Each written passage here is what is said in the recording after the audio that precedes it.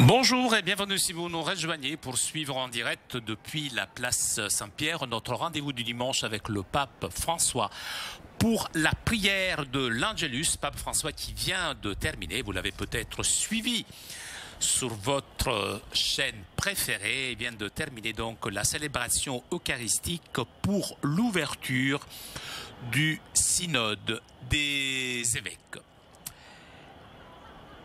Nous attendons l'arrivée du Saint-Père à sa fenêtre d'ici quelques instants.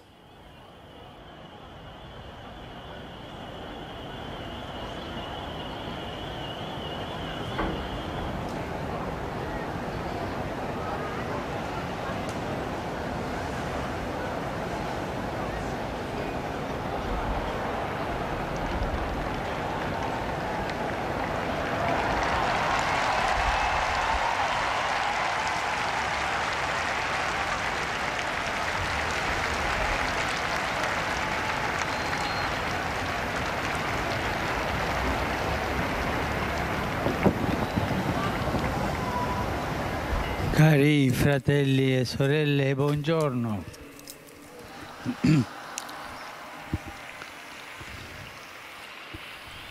Si è da poco conclusa nella Basilica di San Pietro la célébration eucharistique avec laquelle nous avons commencé l'Assemblée générale du Synode des évêques vient de se terminer dans la basilique de Saint-Pierre.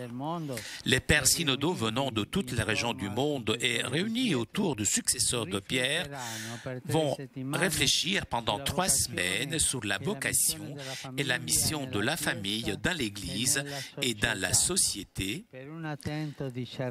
pour un discernement attentif, spirituel et pastoral.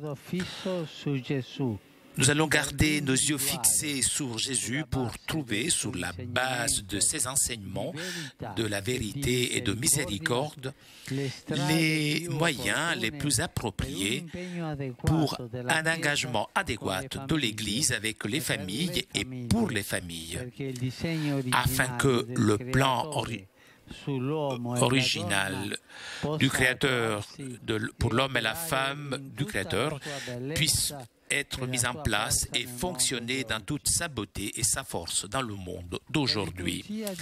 La liturgie de ce dimanche repropose justement le texte fondamental du livre de la Genèse sur la réciprocité et la complémentarité entre l'homme et la femme. Pour cela, dit la Bible, l'homme quitte son père et sa mère et il s'unit à sa femme. Et les deux deviennent une seule chair, c'est-à-dire une seule vie, une seule existence. Dans cette unité, les époux transmettent la vie à de nouveaux êtres humains et ils deviennent donc parents. Ils participent à la puissance créatrice de Dieu lui-même. Mais attention, Dieu est amour et on participe à son travail lorsqu'on aime avec lui et comme lui. Dans ce but, comme dit Saint Paul, l'amour a été répandu dans nos cœurs par l'Esprit Saint qui nous a été donné. Et cela est aussi l'amour qui est donné aux époux dans le sacrement du mariage. C'est l'amour qui alimente leur relation à travers les joies, les peines, des moments sereins, des moments difficiles. C'est l'amour qui éveille le désir de créer des enfants, de les attendre, les accueillir, les élever, les éduquer. C'est ce même amour qui, dans l'évangile d'aujourd'hui, Jésus révèle aux enfants. Laissez les enfants venir à moi, car le royaume de Dieu est à ceux qui leur ressemblent.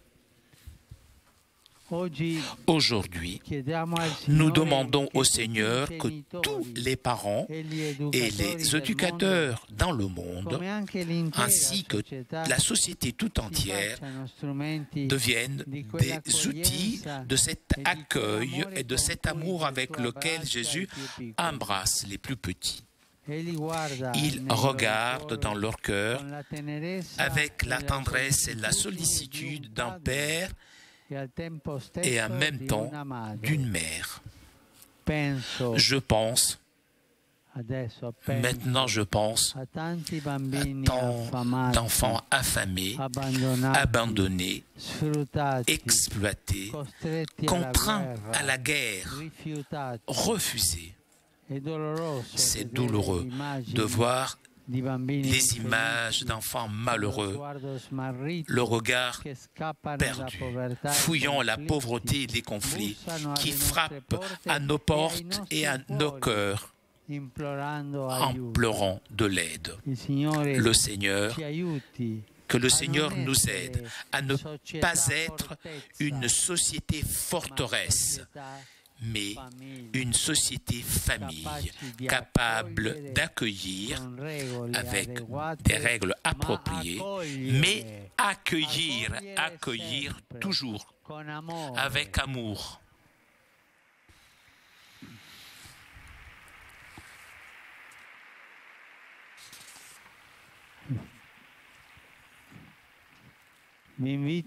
Je vous invite à soutenir par la prière le travail du synode afin que le Saint-Esprit rende les pères synodaux pleinement dociles à ses inspirations.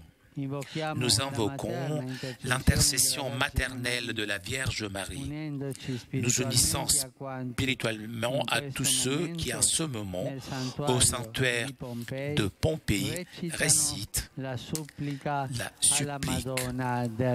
la Vierge du Rosaire.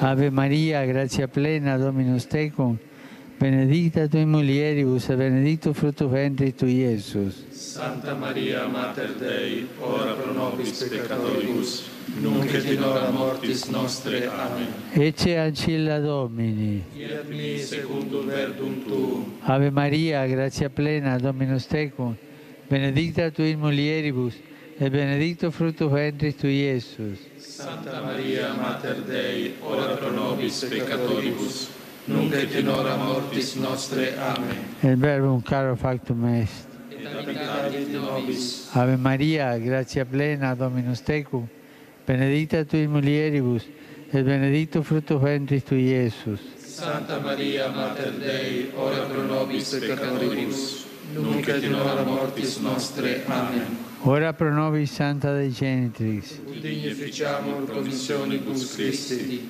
Gratiam Tuam quesumus, Domine, mentibus nostris infunde, ut angelo nuntiante Christi Filii Tui incarnationem coniovim, per passionem meius et crucem, a resurrectionis gloriam perducamur, per eundem Christum Dominum nostrum. Amen. Gloria Patri et Filio et Spiritui Sancto. Sicut erat in principio et nunc et semper et in saecula saeculorum. Amen. Gloria Patri et Filio et Spiritui Sancto. Sicut erat in principio et nunc et semper et in saecula saeculorum. Amen. Gloria Patri et Filio et Spiritui Sancto. Sicut erat in principio et nunc et semper et in saecula saeculorum. Amen. Pro fidelibus defuntis, requiem aeternam dona eis Domine. Et lux perpetua luce eis. Requiescant in pace. Amen.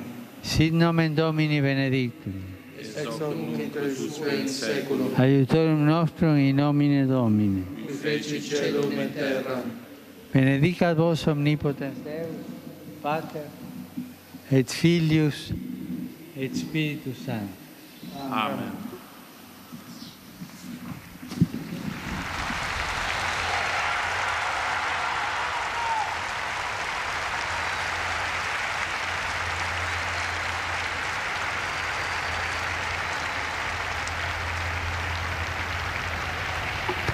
Cari fratelli e sorelle,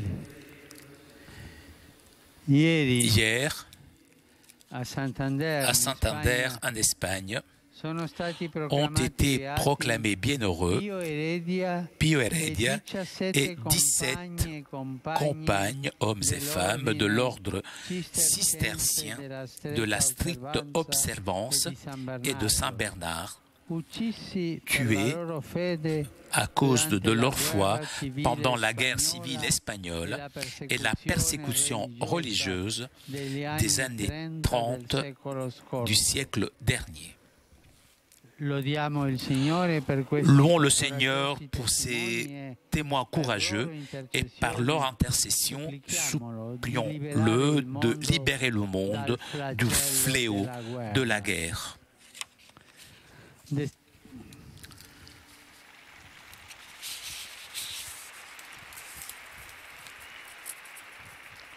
Je voudrais adresser une prière au Seigneur pour les victimes de l'accident qui a causé beaucoup de victimes au Guatemala et aussi les victimes des intempéries en France, la Côte d'Azur.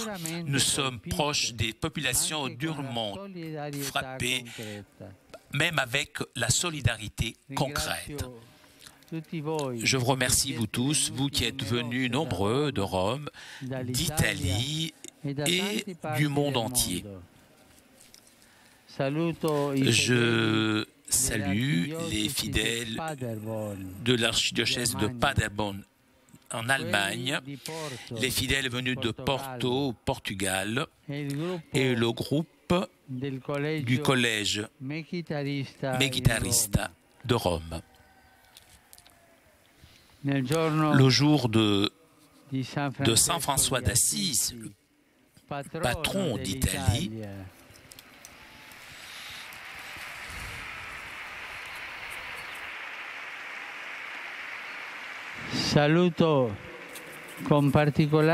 je salue avec affection les pèlerins italiens,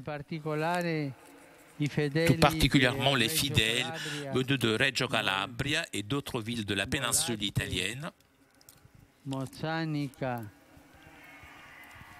Castano Primo, Nule et Parabita. Je salue les adolescents de Belvedere di Spinello et l'association des droits des piétons de Rome et du Latium.